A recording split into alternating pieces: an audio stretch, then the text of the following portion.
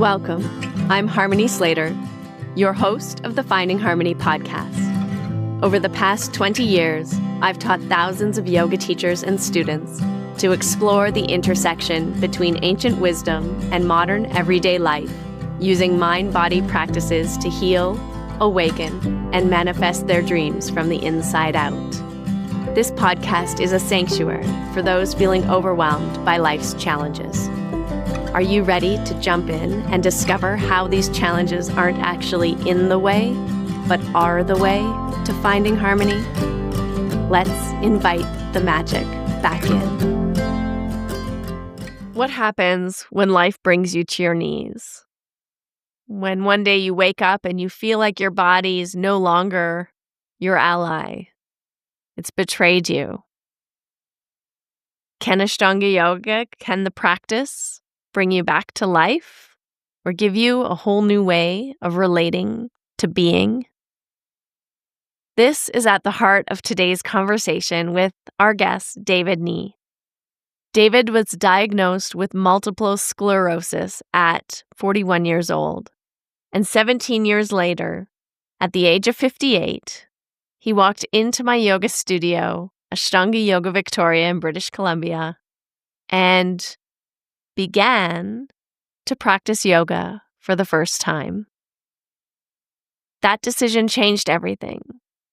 It changed his health, his weight, his relationship with his body, and his connection to himself, mentally, spiritually, emotionally.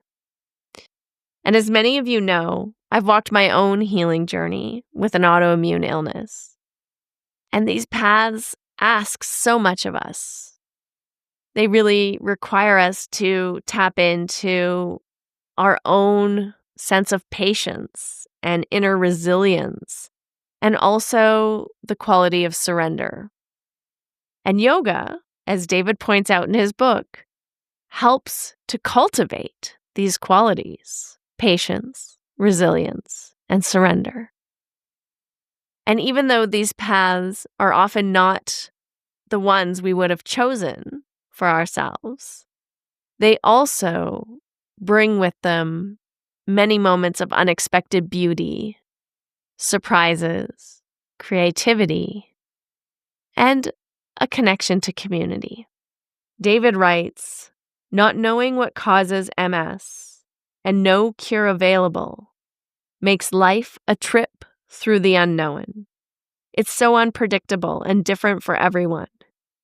Getting up in the morning is always an unknown quantity. And in some cases, maybe it's that these challenges, these health challenges or personal challenges, highlight the condition that we're actually all in, that is easy for us to forget about when things are going well or easy." And so I'm really excited to share with you this conversation with David Nee and his beautiful book called The Next Asana, Ashtanga Yoga Through Multiple Sclerosis Eyes. He's captured his journey in this powerful new book. And woven through this book are poems. It's funny, it's intimate, it's vulnerable, and it's very courageous as he shares what it's like to live with a diagnosis and an autoimmune condition that is literally eating away at the neurological connections through his body. You'll hear today him read from his book the poem Harvest Moon, a nod to the great Canadian folk singer Neil Young, and a reminder of the light and the love that guides us through the seasons of challenge and change. And so if you find that maybe you're in your own season of challenge or change right now, I hope that you find this conversation inspiring and that you're feeling nourished by knowing how valuable the practice of Ashtanga Yoga can be, even if it is only with you for a time or a season, And maybe, like David, you can't practice the way you used to anymore.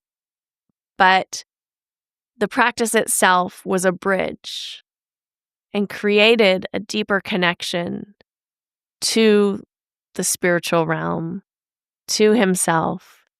And that connection in and of itself brought healing and renewal in ways that he never expected. Hi, I am here with Russell Case, my co-host today. Hi, welcome to the Finding Harmony podcast. And I'm here with my co-host, Russell Case. no, we're supposed to not be boring and say the same thing all the time. You have a brand, you want to maintain brand consistency. It's so boring to say the same thing every time. Mr. Nee? Yes. Is that how you pronounce your last name? Mr. Nee. We're here with David Nee. In Swedish would be Mr. Schnee. Just like the one on your leg. So It's just like a... Where does a name like that come from? Your family were specialists in knees? no, my dad said it's Scottish. He said that it used to be McNee, but Oh, McNee. and then when they came down from Scotland, they changed it to knee to get rid of the Scottish heritage. Yeah. That's Prejudice. That's my dad's story, but my dad has lots of stories. Well, we are here to talk about your beautiful book. And I love at the back, it says, "I never been sure where I'm going, but I'm sure I've had a good life so far," Yes, which is beautiful. it's true. And it's called the Next Asana. And we met many years ago in Victoria at our yoga school, Ashtanga Yoga Victoria. And that's where you started yoga, I think, for the very first time, Yeah, right? 2013, I believe. Yes. Why would you leave the East to go West? But actually, after we moved to Cornwall, we lived in Cornwall for 4 years, my parents and I, and my 3 brothers. And then we moved to Montreal. And I've spent most of my developing years in Montreal in the 70s. And we lived there until I hit about 35. And then 35, I moved to Winnipeg, lived in Winnipeg for, I think it was 7 years. But the company I was working for transferred me to Montreal to go manage the distribution center with truckers and stuff. And I stayed there for 2 years in Montreal, then moved back to Winnipeg, another 7 years, and then from Winnipeg moved to Victoria. You must be like a Canadiens fan. Massive. Montreal Canadiens. Yeah, I'm a Habs fan from the get-go. Always. But now you're retired, right? Retire is kind of a misnomer. I went on long-term disability, so it was a forced retirement, if you want to call it that. Okay. Yeah. And then you went out west immediately following your forced retirement that we're probably going to talk about it in depth today. Yeah, but I went out west. My kids were all old enough that my wife and I could take off. And it's funny because we got this idea that we could move out west and retire there. And we went to this conference in Winnipeg, and it said that there was this big development coming on in central BC in Osoyoos. And I used to watch the weather forecast all the time from Winnipeg. I'm like, Winnipeg having a range from plus 30 to minus 30. And Osoyoos, it said it was always nice and warm. It was the top of the desert. And so we went to Osoyoos to look at Osoyoos, and this is no comment on Osoyoos, but we didn't like it. Yeah. So we went back to Vancouver where we were staying, and a friend said that you got to go have tea at the Empress Hotel in Victoria. Oh, you should have tea. Yeah, so high tea. They do high tea. High tea, yeah. But being British or an ex-British person, Expat. I said, okay, sure, let's try it out. It cost $120 for a bunch of little tiny sandwiches and a cup of tea. But anyways... Oh, you made out Miranda. I never went. The whole time I lived in Victoria, I never went once to high tea. It's probably double that now. Oh my God. And we sat in the harbor on a bench, not far from your studio. Yeah, it's so beautiful. And we were sitting there, and there was people talking, I think, Swedish, and another couple talking German. And then a plane came over Store Street. I don't know if you remember Store Street, just the one that crosses the harbor. A plane came right over top of us and turned right over our head, and then came right down into the harbor. And at the same time, the coho was coming in. Right, The yeah. ferry. There's all this activity going on in the harbor, and Mhm. we both turned to each other and looked and said, "This is the place." So, Yeah. Oh, that's Aw. nice. huh? Yeah, All it's that so energy. beautiful. Yeah. It's so beautiful to live there. It's such an amazing place to Yeah. live. And I gather from your book is that what happened is that you were out there out east and you developed multiple sclerosis. I was diagnosed in Winnipeg, and I didn't really tell anybody that I had it other than my wife and a couple of friends. I kept to myself. I didn't tell my kids. I didn't tell anybody else. Didn't tell my parents. But 4 years later, I went down to visit my parents, who just happened to live in Mobile, Alabama. And You're joking. no, That's right. I spent all my summers really? there because my grandparents moved to Mobile, Yeah. Alabama. Gulf Shores, just outside of Yeah, I've been to Pensacola. Gulf Shores many times, yeah. And I've been to Oh, Pensacola. Yeah, my parents transferred out of Montreal a long time before I moved to Winnipeg, and they lived in Mobile. So, yeah. well, I used to travel there, bring the kids down all the time to visit with my parents. They were grandparents. And one time I had to travel with my medication, which requires refrigeration. So when I got to the house, I told them I had to put this medicine in the fridge, and then I had to tell my parents that I had MS, which Yeah. my mom didn't like that. No, I Yeah. can't imagine. Can you tell us a little bit about multiple sclerosis, MS? What were some of the signs that you noticed, and then what did the doctors tell you about it? What I first noticed is I used to work out on this machine that was sort of like you pedal and pull at the same time. So it was a back and forth things. And about 45 minutes into that workout, my left big toe started to go numb. Initially, I thought I was just cutting off the circulation or something. And then after that, I started to notice a tingling at the bottom of my spine. So I just offhand, when I was talking to my doctor, I mentioned it to him, and he said maybe we should get it checked out. But then things started getting worse. My whole foot started to go numb. My legs started to get tingly. My eyesight was weird. It just like my left eye was further back than my right eye. So my doctor sent me to get tested, and he originally thought I had a brain tumor. So he sent me to a neurologist. A neurologist sent me for what's called an evoked potentials test, where they wire up your head with all these electrodes and they stick them all over your body, and they test how long it takes responses to get to your brain. So they'll give you a visual stimulation, and they'll time it, how long it takes to get to your brain. And they'll give you physical sensations and time that too. And then they do an MRI. So with those two tests, that determined that I had multiple sclerosis. But during the process, I lost the ability to see color.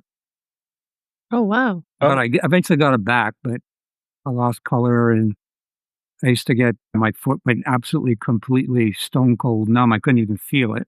But Oh, that also came back. Did it come back on its own, or did it come back after, like, you started practicing yoga? No, it came back on its own before I started practicing yoga, but I had I was initially diagnosed with relapsing remitting multiple sclerosis.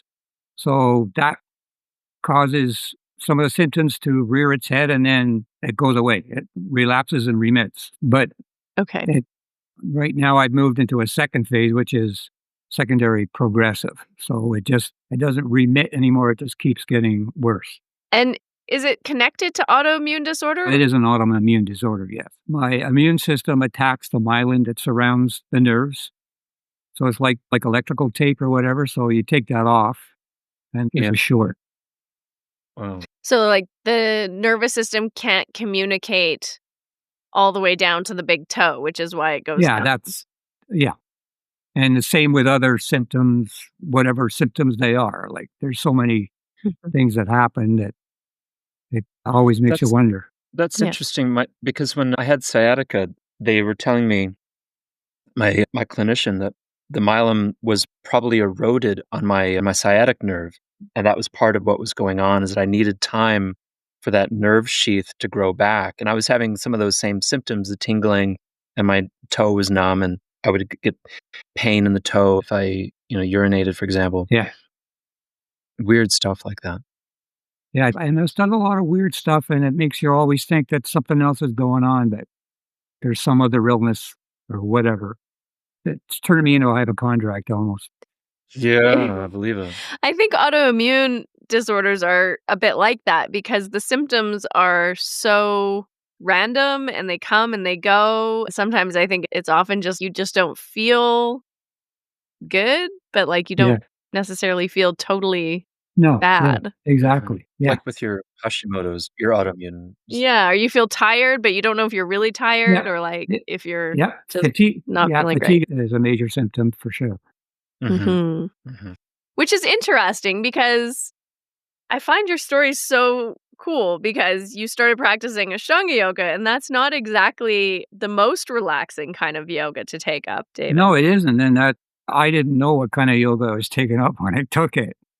Like, Walk us uh, through that then. So you're out in BC, you've got symptoms that come and go, and why does this thought occur to you, "I should take a yoga class"? And then how did you end up with this one? my neurologist recommended that I take up yoga. Really? Yes, when I moved from there's a whole thing about neurologists and me, and neurologists are not really or weren't easy people to talk to. They didn't have much of a bedside manner, or they Yeah. were They're not they're not known to be sociable. no, they're not. And so, like, my experiences with neurologists in Winnipeg, actually wrote about it in the book a little bit at the beginning, are different from when I moved to Victoria. Because when I moved to Victoria, this neurologist, she checked me out physically. She did a physical exam. She did some blood work on me, and she found out that I was pre-diabetic. She suggested that I do something physical, change my diet, but doing something physical for somebody with MS is difficult because you're always feeling tired, and I was trying to find an exercise that was maintainable was difficult, so she suggested I take yoga. I started doing some research on the web, and there's a whole bunch of yoga spaces in Victoria, but I had found your website, Harmony, and on the Yeah. website, it said that this yoga would fit any constitution. So that line, like, jumped at me because I really don't have a constitution. I'm not a very religious person at all. And I was worried about I was getting into a cult. And so, like, Right. Right. We are also worried about that. I'm not joking. I was worried about that. And first time I heard the invocation, that sort of intensified that fear. But I remember you came in on I think it was a Groupon that we yeah, did that was like a very I don't know, it was very low cost, and it was for an intro to yeah, Ashtanga class. I think we called it Step by you did. Step. Yes. I remember so clearly your first class and your second class and your third class, and it was, like, actually a really nice way, nice approach for I think it's my favorite approach because it's basically teaching Mysore Yeah. style to a smaller group of practitioners. And so you can teach everybody the sequence, yes, but also really help them and adapt and I hope it wasn't too Well, intimidating. I did. Okay. So my very first class, Mysore was going on in front of me. So Yeah, we did it in the yeah, same room. there was a Mysore Yeah. class going on in the front, like I would say the front 75% of the room, and then the back 25% was us people learning how to do Ashtanga. And I was surprised by the sound of the room, like the breathing. I was shocked when I saw two pregnant ladies doing Shirsasana, like the headstand. And there was this hugely fit man with long ponytail doing Parvatasana, the hands behind the back, and Oh, Oh, nice. yeah, Parshvanatha, yeah, yeah. Parvatasana. Like, this was all going on in front of me while I'm trying to learn this. So it was a lot of shock going on at the same time. Yeah. But I Yeah. loved it. I just loved the whole vibe of the room. So it was something that I knew was serious, and that was important to me. Like, I just didn't wanna go to some artsy fartsy, like cats and dogs on my shoulder kind of thing while I'm trying to learn something. I wanted the real deal, and that's why it attracted me so much because I could tell right off the bat that this was real. Yeah. What I found really interesting about you and your wife is she also came, I remember, to those first classes. Yeah. And she was quite skilled, I'll say. She was, quite able-bodied. And I mean, you were like struggling, obviously, Yeah. right? And you kept going and you loved it. And it really seemed like it resonated with you at a soul level. And she was sort of like, yeah, it's not for me. My wife and I are dead opposites. And I mean it in every single facet of everything that we do and everything that we are. I guess opposite attract, but she runs. So she started running marathons when she turned 50. So like she's run about, Wow. I think she's run about 8 or 9 marathons since she turned 50. She's more into that and she moves around a lot more and she's always doing something, always moving around where I'm reading or doing something that's more introverted and she's doing something that's a lot more extroverted. And How did the two of you meet? it's a funny story. Well, it's not a funny story, it's a strange story. But I was managing a warehouse in Montreal, and this person that worked for me came up to me and said, I know somebody who needs a job. She has 3 kids and she's a single mom, and she has moved from Toronto to Montreal and she has no job and she needs a job. Wow. She said, okay, give me your phone number. I phoned her, talked for her for about 5 minutes on the phone. I say, okay, start tomorrow. That was it. And that's how basically we met. That's amazing. But that's not how we have it's longer than that, but essentially that's what happened. We didn't really get together then. It was years later that happened. But That's But amazing. I don't wanna take this on too much of a tangent, but I Yeah, do you're wanna do going on a bit of a I've got a tangent. follow-up question because people are fascinating when you dig in. So, how old were the kids, and how many boys and girls were they when you all got together, and then you became, like, a stepdad? I hate that term. I never use it. Same. I was married. I really detest that word. I was married at the time to Monique, and years later we separated when our we got divorced. So I have 3 kids, and Donna has 3 kids. So at some point in time, years later, we got together and we ended up forming the our family with 3 of my kids and 3 of her kids. Amazing. That's a Brady Bunch Yeah. situation, but how old were they? My kids were in the range of 11 down to 5, I think, and her kids are a little older. I would say maybe 14, 15 down to 10. So, I'm gonna get advice wherever I can get it. I need constant help. I have a 14-year-old son who Harmony says is not my natural child. That's fine, but what advice do you have? I've raised the boy since he was 5. Do you have any tips? Be patient. I'm gonna use the word stepkids, but my stepkids did everything in their power to get rid of me, and I mean, one of them was brutal, Oh, but she I would say now, she's the one that I would say loves me the most out of all of them, the one that gave me all and it's yeah. hard to say that one kid loves you more than another, but this one kid did everything entirely possible to get rid of me. And I'm surprised I survived it. Wow. Yeah. Wow. But patience, I would have to say patience is the most important quality I could use to survive. And survival was not easy. Mhm. Yeah. But you guys made it through, which is amazing. What I would like most is for my child to stand up from whatever activity they're doing and then to look back at what they've left behind. That's the one thing I want him to learn before he leaves my house. What do you mean? If he's gonna stand up from the dining room table, look around, take your plate with you. Oh If you're my gonna go to the gosh. sink, you leave your plate there, maybe wash You're that. literally talking about cleaning up and chores Yeah, on the podcast if right you're now. if you absolutely I am. If you're gonna stand up from wherever you are, look around and take that thing that you've left there and take it with you. That's really all I want in life. That's pretty simple. That's like, I just want my kids to be happy. Oh, you want that? Yeah. Yeah. No, Thank you. that's Thank you, low David. that's lower on the totem Oh, pole. Yeah. number 1, my Mm. kids to be happy, but Number they 1. have to be kind as well, Mhm. and Yeah. kindness is very important to me, and they're kind, and I like that. That's Beautiful. nice. Yeah, kindness and Yeah. happiness Mm. over Yeah. cleanliness. It is a kindness when people care for others' space.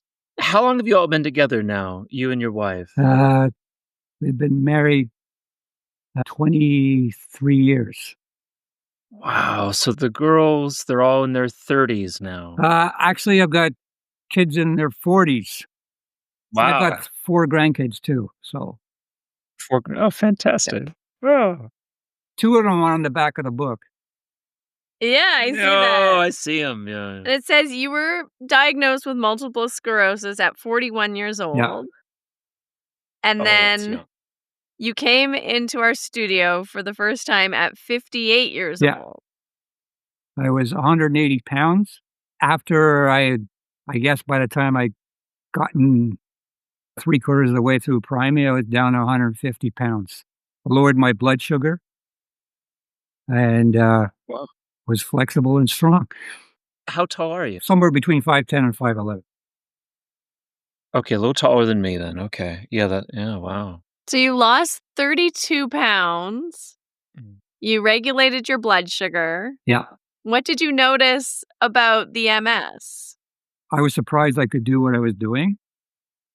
MS also causes cognitive issues. So memory is a big issue. Yeah. When I first started yoga, I couldn't remember more than 3 digits. Like I'd go to the grocery store and, you go to the bulk section and you'd have to write the number down on that little tag there. And I'd go to the grocery store and by the time I picked up the tag and went back to the thing where you write it, I'd forgotten the number. One of the things that yoga did for me was improve my memory amazingly. And my cognitive abilities. Like another thing about MS, it gives you brain fog. So your ability in your head, you're not clear and your thinking is all over the place. And I noticed after about a year with doing yoga that a lot of that stuff cleared up. After about a year of going yoga, I could go and pick up a 5-digit bun, walk through the whole grocery store, get to the cashier, and still remember that 5-digit number, which is, I will definitely say, is due to taking yoga. Wow. The whole, I guess, the breathing process and the calming down, the vagus nerve, all that stuff, and how it improved, slowed everything down, and cleared up a lot of stuff in my head that I thought was impossible to do, but it did. It's amazing.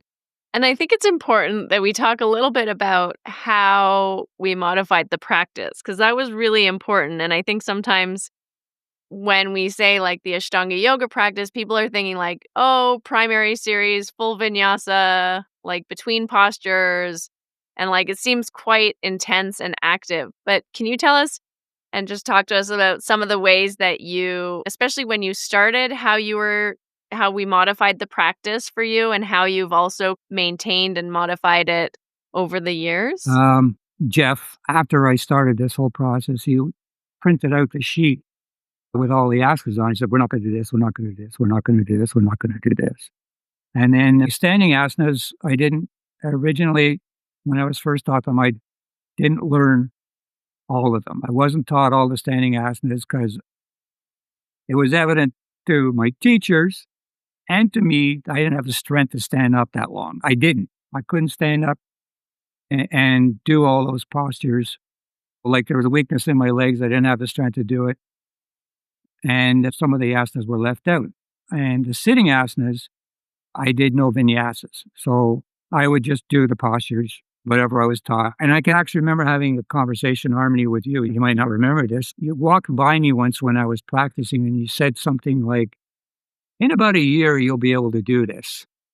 And it was just out of the blue that you said it. And I thought to myself, in a year, holy smokes, I Yeah. have to wait that long? Yeah, I was like, that was a lesson right there. That is what yoga is all about, is that there is no time frame to this. And I was enjoying what I was doing as I was going along. I was learning way more stuff than just a bunch of postures. So it was kind of an illuminating comment that you made as you walked by, but it sort of made me feel uncomfortable at the time. It's not going to take me that long to get this way. It's a short time, a year. Yeah, exactly.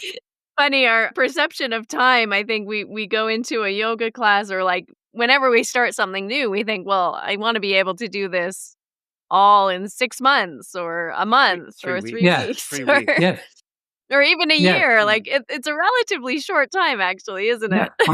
it? I've been at it, what now, 12 years? I'm still learning. Yeah, but I think it's really crucial to like emphasize you had all of these positive results happening in your body, and that was without vinyasas. And like we left out a lot of different seated Yeah, postures, that your body wasn't ready for at that time, but you were still moving through the asanas in the sequence. We left out some standing yeah, postures and just doing what you could with your body without, I think, and this was also a very important part for us working with you as your teachers at the time, that you weren't stressing your nervous system more, because that's quite detrimental to someone with an autoimmune condition or with MS, yeah, right? that's for sure.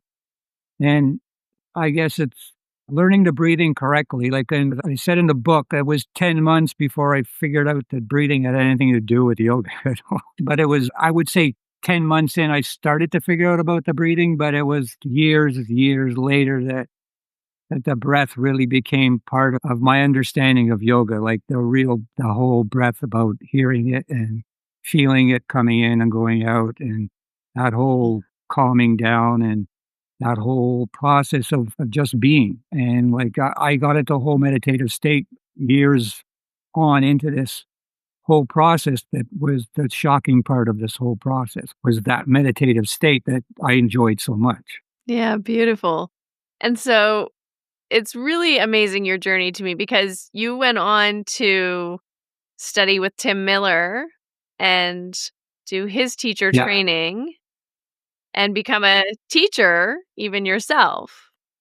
Tell us about that journey. The teaching part was interesting because when I went to Tim Miller's class, it was funny. I actually asked for, you remember, I asked for your advice about where to go. I wanted to teach. I wanted to teach people with MS. I wanted to teach anybody this amazing thing that I've discovered, this practice. So, like, I asked Rachel, who was my teacher at the time, if I could assist her.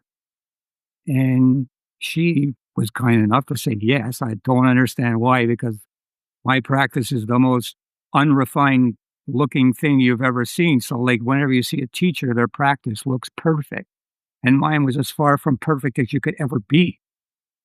But I remember asking you about where I should go for teacher training, and you did recommend a couple of people, but one of them was Tim, and I went to Tim's teacher training. And the funny thing is, when I walked in the doors, that very first session, I walked right up to Tim, introduced myself. I said, "I am David Nee. I'd just like to introduce myself." He said, "Oh, you don't look so bad, but you got MS." He knew you, yeah. Yeah, that's part of the problem. Nobody does know that. You can walk around, it's what they call a silent disease because nobody notices it. Yeah. But yeah, I went to Tim Miller's class, which was one of the most interesting, and it ranks up there as the best 2 weeks I've ever spent learning yoga, like learning that whole process. It was a more spiritual kind of endeavor that I'd never sort of experienced before. It was actually a little bit uncomfortable in the beginning, but as I went along, I met some of the teachers and talked to the teachers and the other people that were there. And it's interesting because I have all the emails from all the students who were there. And last week I came up with this idea that I was going to send them my book. I said, "Oh, this is a good way to sell my book. I'll just send out an email to them saying my book got a book. You might want to buy it." And I got so many comments back about me and my practice and how it affected them and their practice, because they learned from me that they didn't have to have a perfect practice like me. I didn't have a perfect practice, but everybody was trying to get this perfect looking practice, which I definitely don't have. Yeah. But you have an effective practice. Oh, yes, so for that's sure. the most important. Yeah, I'm very proud of how far I got into this. I'm very proud of the fact that I got a third of the way through second series. It is really fascinating, your story, because there's this wonderful dynamic at play, even in this conversation, where you've taken yourself, an introverted, bookish Scot, hiding away from people, and then you've introduced an intervention because some of the intrinsic patterns had maybe created the conditions for dis-ease. And so, well, I'm going to introduce Ashtanga Yoga to this and see if I can sort some of this out. And here you are now online promoting your book. That's the most extroverted thing you could possibly do. It's an extroverted introvert. So Yeah. writing is easy because I'm doing it alone. Oh, you could be away. I'm doing it alone. Yeah, It's all yeah. in my head. So like putting it out there like is something else. So like the extroverted part is putting it out there, which I did with the book. But yeah, I consider myself an introvert. It does sound like at a certain point in your journey, say before you met Tim, you had decided this is really working for me. I want to find other people who maybe are struggling with MS or other discomforts. And you wanted to try and help them as well. And so this is a part of that. At what point did you feel like you needed to go out and really start finding people and helping them? As far as MS goes, I've always been involved in helping out the MS community. I was a board member for many years in Manitoba and in BC, Yukon. I was what they call a friendly visitor, so I would visit people who had MS in a hospital or in long care homes. I was a peer support person, so if somebody was newly diagnosed, I was on call to help them get through some of that stuff. I've always been involved in helping the MS community, but when I found yoga, it made such a huge difference on how I was living my life. I said, I got to try and get this out there to the MS community. And it wasn't just yoga. Like I've had conversations with people about yoga, and I believe that Ashtanga is different than other forms of yoga because it's so disciplined. It's difficult, but it's attainable and accessible. So like that's my own journey. I understood that, learned it, and I was absorbed by it to the point where I got to tell people about this. I got to try and help them. And that's how I got into that in my mindset that I could teach it, but I wasn't very good at teaching because it's difficult to teach Ashtanga because it's so steeped in tradition. I didn't go to India like Yeah. Harmony, and Yeah. I'm assuming you go to India too and practice.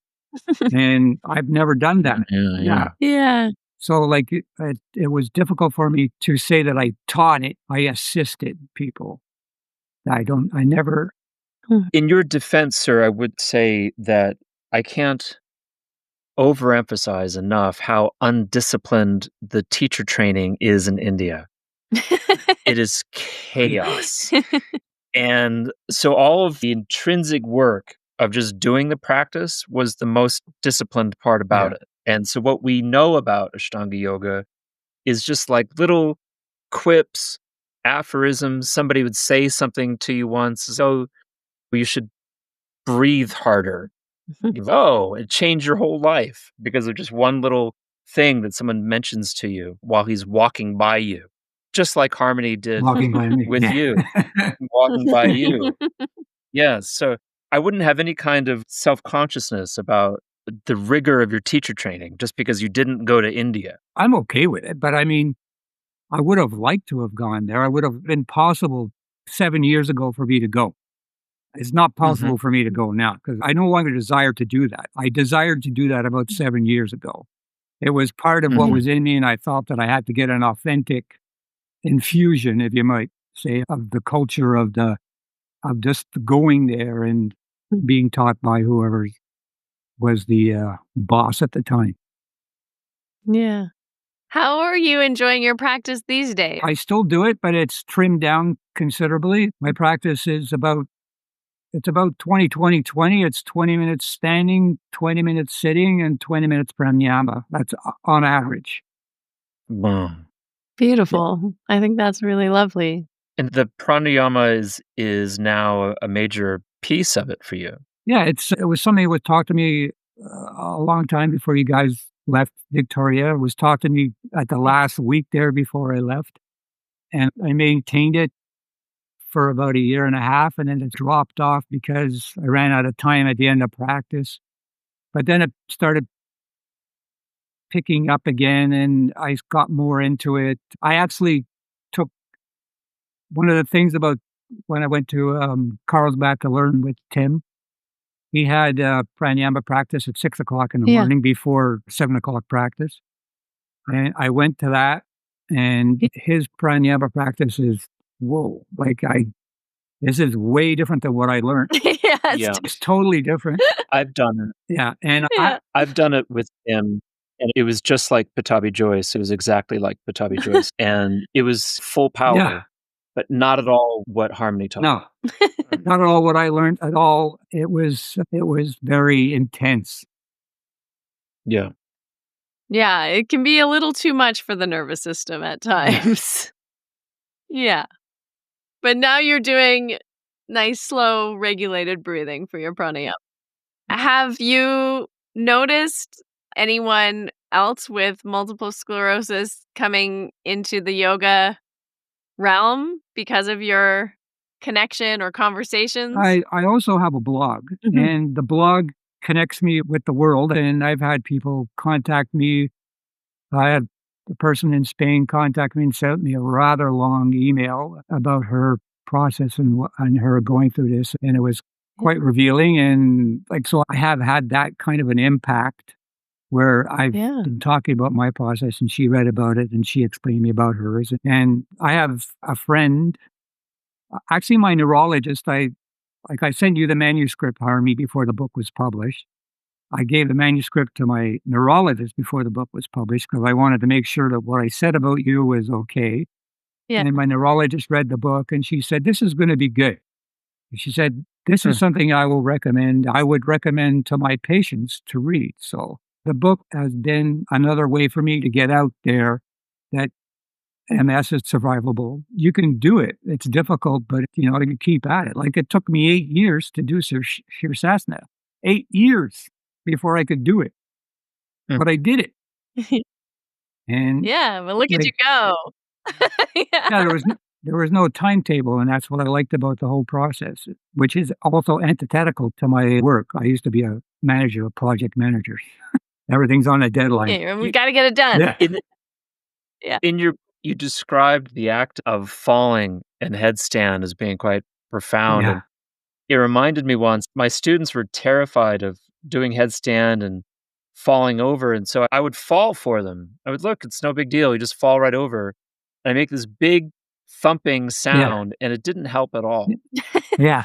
I think I scared off a lot of people in practice when I was doing that, because the first time I fell, I almost broke my fingers because my fingers were all interlocked behind my head. Oh, And then I fell backwards, and my fingers all got scrunched in. I thought I broke them, but fortunately I didn't. I fell a lot of times, and then you guys don't normally teach headstand in front of a wall. You teach it away from the wall. So eventually I learned to practice in front of a wall, so that backwards fall didn't happen, because when you're upside down, and I can't feel anything basically from the waist up, my legs, I can feel them, but you can't feel the sensation that you're falling until it's too late. Yeah, it's true. So, Yeah. So I fell a lot of times. And then the last time I fell, I hurt my back. So I gave up doing it. I gave up doing it. Oh, you ever use I the used wall? the wall from that on. Yeah. Good. Yes, I remember when Sharat told us, just use the wall. And the hush went through the room. It was like, oh my goodness. Did you really just say that we could use the wall? And we have been so orthodox and zealous about never use the wall up until that moment, which is, what was it, 2010? 2011? Maybe. I couldn't believe he said it out loud. Yeah, I was taught not to do it at the wall. I was taught that I might hurt myself by doing it up against the wall. Oh, the exact Yeah. opposite. Yeah, exactly Yeah. opposite is true. Yeah, that's so funny. Oh, Well, man. your book is such a beautiful personal story, and there's so much. I love your poetry in it. It's so beautiful. Thank you. Yeah. And Can you tell yeah, us it's about so the heartfelt. dragonfly motif that's on the cover? The dragonfly story goes back, and a lot of my journey through yoga started off with Jeff and you, Harmony. But when you guys left Yeah. Victoria, I was left to either staying where it was, where somebody else bought it, and or to start our own studio. So I followed Mhm. Rachel to her studio where you guys used to teach originally, which is at the Shambhala. yes. And Yeah. I started to get more of a quiet practice when I went there. No, Jeff wasn't telling jokes and stuff like whatever he was doing, or like it Yeah. became a lot more introverted or quiet practice at that place. And I sort of grew into that quiet space in that shallow or that space. Mhm. So the dragonfly goes back to paintings that Rachel did that she had in your shala, where she did a Yeah. whole series on dragonflies, and the whole shala was covered with all these dragonflies and like huge, massive dragonflies that she painted. And then years later, when I started to think about the book, I'd started writing the book and I couldn't figure out how to outline it and how to form it and what it was going to be about. And it was going to be about transformation because I transformed from the person I was to the person I am. And that's not too revolutionary, but the dragonfly represents a lot of things. It represents transformation, which is what happened to me. It represents love and love of practice and the love of the people that taught it to me. It all sort of came to a head, and I said, okay, on the cover's got to be a dragonfly. Wow. And because that's what yoga represented to me was a transformation from the person I was to the person I am. Beautiful. I took one look at it and I thought, oh, that reminds me of Rachel's dragonflies. That's originally gave me the idea. And so I started looking up what dragonflies meant because I didn't really know. And Yeah. Yeah. I wonder if dragonflies know what they mean. I don't know. I originally thought when I saw my first dragonfly that I thought they were intelligent. I think they are intelligent. Didn't realize this when I first looked at it, but if you take a look at the cover, the Hmm? dragonfly is in the stand-up position of sun salutations. If you look at the army up in the air. Yeah, that's Oh, right. yeah. It's doing That Acom. doing Yacom. Can you tell us about these little Moon Day insertions? There's all these like beautiful little Strawberry moon. yeah Moon Day insertions, and they're dated as well. That's They're amazing. dated because they happened, and when they happened, certain other celestial events were happening at that time. I wrote them for those days, and I wrote them probably a couple of weeks before the date.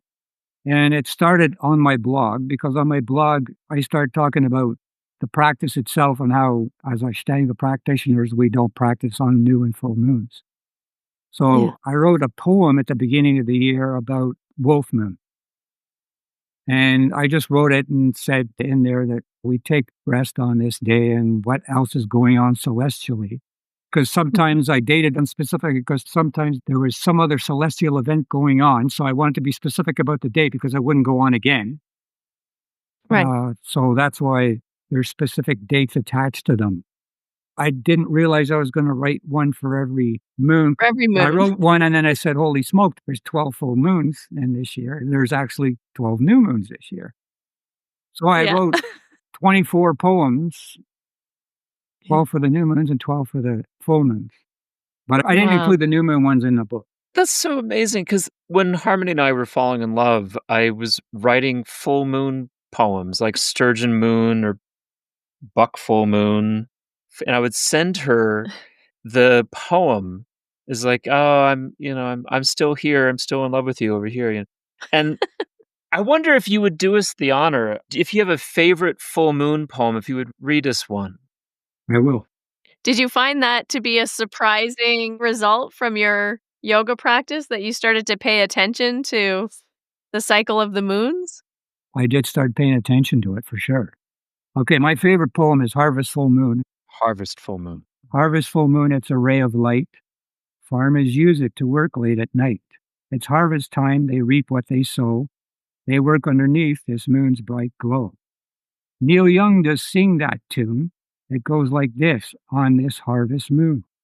I'd love to dance with the one I love. This song's perfect under what is above. On a warm late summer's eve underneath its glow, wouldn't it be awesome for us all to know? To dance, to love is all we really need. This romantic mindset, I think you believe. I've gone on a tangent. I love that song. It embodies to me of a love so long. Feel it, be it, take the big chance. Just let it in. You bet it's romance. I'll get back on track. As I'm sure you know, a breather's required. It's not just for show. Love is a song that we all know best. Sing it out loud and enjoy a good rest. Thank you very It's much, so good. Mr. So Nee. good. It's all about love at the end of the day, isn't Definitely. it? Before we go, do you have anything else that you'd like to share with us about your journey with Ashtanga Yoga and MS? Is there anything else you'd like to leave us with?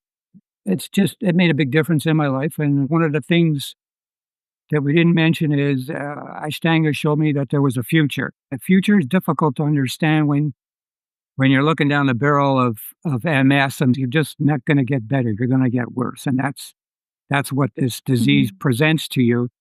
But Ashtanga showed me something that I could get good at. And it showed me that there was a future in improving in something. Even though it was slow, it showed me that I was actually able to do something that was beneficial to myself. And it improved me. I'm a positive oriented person, but it gave me a more positive view of life. The fact that I was improving. That's incredible. It really sounds like it instilled hope at a cellular level because you could feel it and you could see it and you could recognize it in your body. And that translated then into your mind, into your beliefs, into your whole being. Yes, for sure. Yeah. Isn't that what the practice is really for? It right? is definitely, it for sure. Like the whole process is amazing and was very surprising to me about how it changed me inside. Well, your story is an inspiration, and I think it's not just going to be inspiring to listeners who might be struggling, but I think it's really inspiring to teachers too. And I know it's inspiring to me because as a teacher, that's all you really can dream and hope is that students really feel the magic of the practice for themselves and really that it gives them that hope or it gives them the experience of transformation. And so you're my top student, David. Gold stars all around. Yeah, it was fun to learn. I'm telling you, it's like awesome. One of my favorite things about Ashtanga is I practice it everywhere I go. Anywhere, and that's one of the things that I love the most about the practice is that whenever I travel, wherever I go, I practice, and it's mine. It's my practice. Like it belongs to me. It doesn't belong to anybody else. I'd just like to add to that. When I was teaching at Stanford University, I taught right next to the Stanford gymnastics department. And that pretty amazing group of Olympians that are in that Stanford gymnastics program, the men are working themselves to the Olympics because that's the right age group, 18 to 20, 22.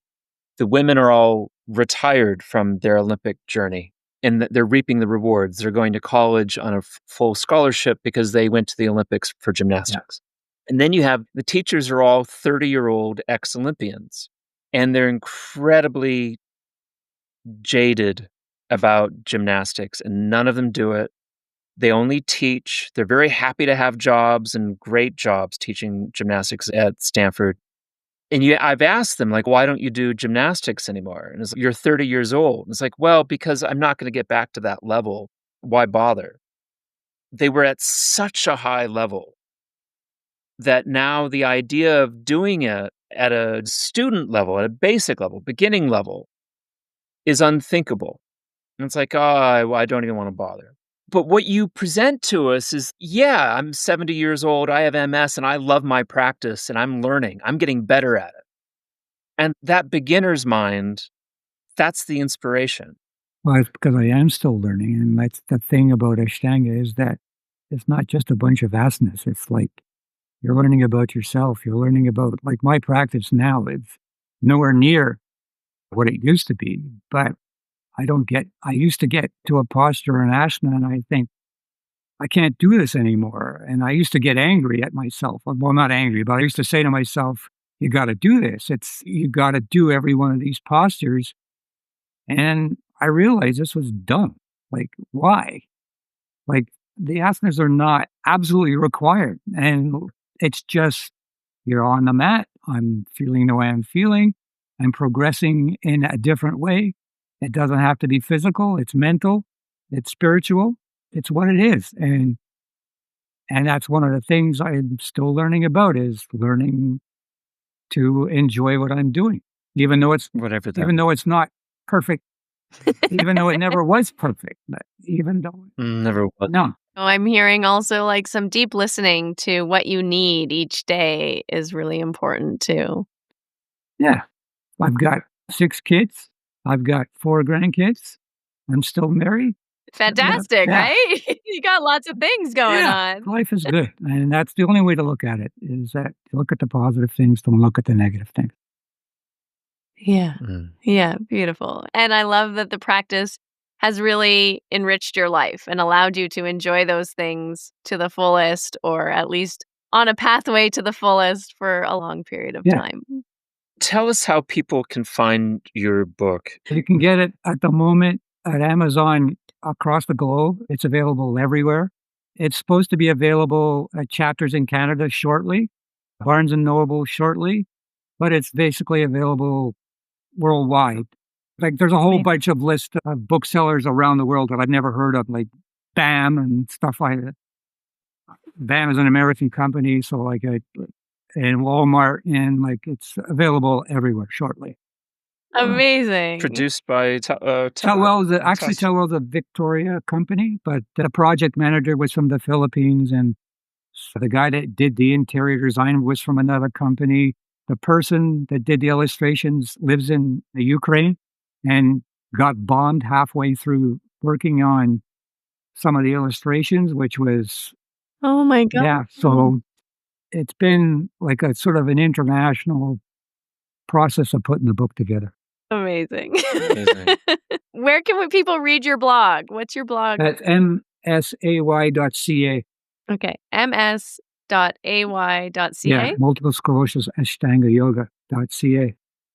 Well, I hope that many people recommend it as a resource if they have students who are struggling, and then go and read and learn, because I think you also talk about what you found has worked really well for you, and how to integrate the practice into life more holistically. Yes, for sure. I hope so too. Thank you so much, David. It was so wonderful reconnecting with you again. You too. Thank you very much. What a gift. This conversation with David was just so beautiful. And to hear the way that yoga opened up the doorway to creativity and devotion, and how it has transformed his experience of living with multiple sclerosis was really, really beautiful. His story is such a reminder that even in the most difficult conditions, there's always room for love, healing, and possibility. He writes in his book that I found yoga was not only physically, mentally, and spiritually beneficial, but it allowed me to dream, to believe in the possibilities. And so, if you're finding yourself wondering if this practice is right for you, or what would be the benefit of continuing, just tune in to yourself and recognize how this practice might be opening you up to these possibilities. And if you've been touched by David's words, I encourage you to pick up his book, The Next Asana, and let his reflections and his story continue to nourish you and accompany you on your own path of healing and practice. You'll find the link in the show notes.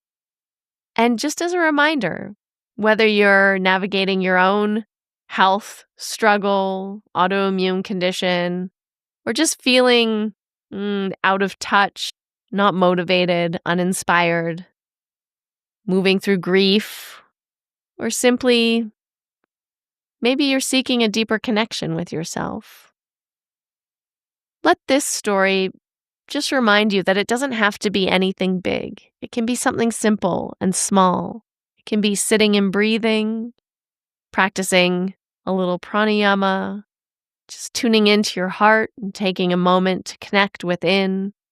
It could be one Surya Namaskara, and that might be enough to ignite that connection, that deeper connection to yourself, and a little passion, shift the way that you're feeling within. So until next time, may you keep practicing, keep dancing, keep loving under the light of the full harvest moon, and continue breathing in the mystery of it all. That's it. We've concluded another episode of the Finding Harmony podcast. I just want to thank you so much for doing the work that changes the world, starting with yourself. It truly does make a huge difference. Please make sure you have your automatic downloads turned on wherever you listen so you don't miss any of the upcoming episodes. I have so much more magic I can't wait to share with you. Lastly, if you're on Instagram, I love connecting and hearing from you. So come on over and say hello at Finding Harmony Podcast. And you can also come say hello to me personally at Harmony Slater Official. Thank you again for being here. I cannot wait to share more with you in our next episode.